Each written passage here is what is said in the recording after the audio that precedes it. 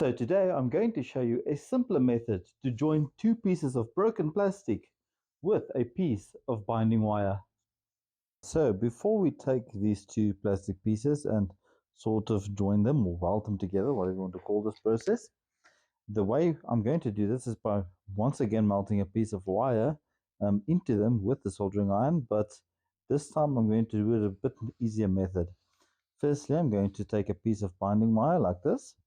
I'm going to take a permanent marker or anything around about this shape and size, and I'm simply going to be twisting the wire around the pen or the permanent marker, whichever round object you've got at your disposal.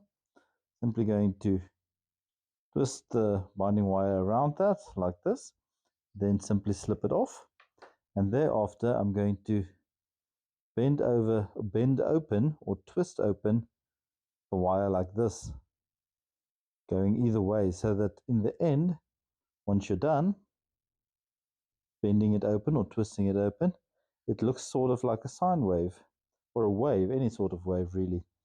And now, depending on the size of the plastic that you want to join together, or depending the size of the gap between the plastic, you can obviously go and make this smaller. You can even use a screwdriver if it's smaller waves that you need, and that will then turn out something more like this, smaller waves, which would cover a smaller gap.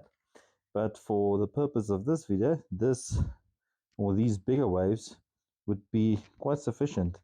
And you're going to flatten them out a bit so it looks like this.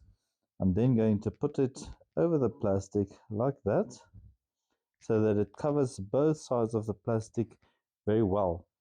So once that is done, I need to melt that in. Now once again, what I've done is I've taken my normal soldering iron, I've taken out the normal soldering tip like this, and I've simply replaced it with a normal M6 bolt in this case.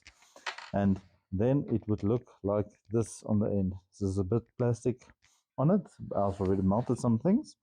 So let's now attempt to melt this into the plastic, this wire, by simply pressing down on top of it with the heated nut, and then wait for the heat to transfer through the wire and make it melt into the plastic. Now obviously you're not going to hold it in only one place because this is a longer wire, and you're going to melt it a couple of spaces or a couple of places so that it melts into the plastic all over. So I'm going to fast forward this bit so it goes a bit quicker.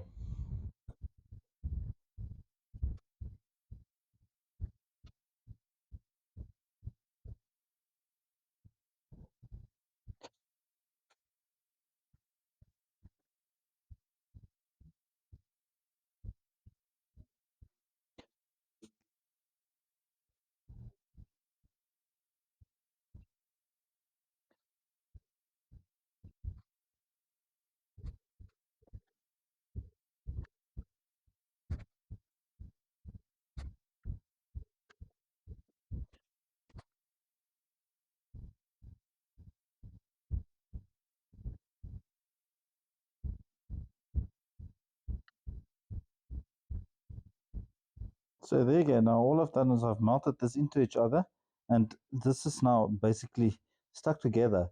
The wire is melted onto both sides. You can obviously just smooth it over with the soldering iron a bit to make it smoother.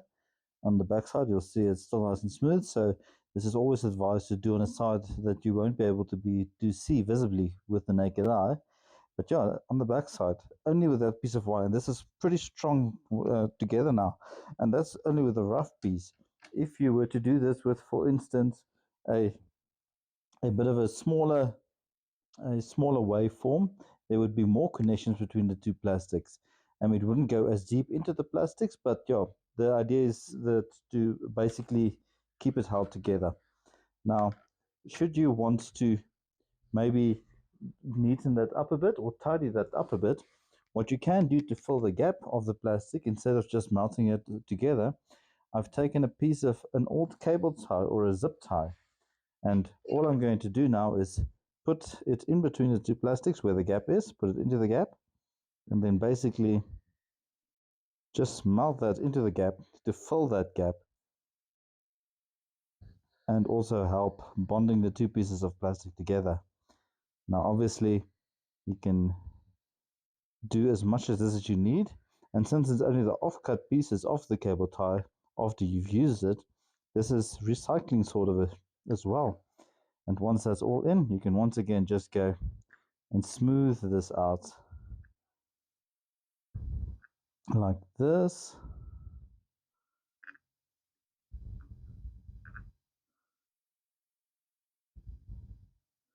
There we go.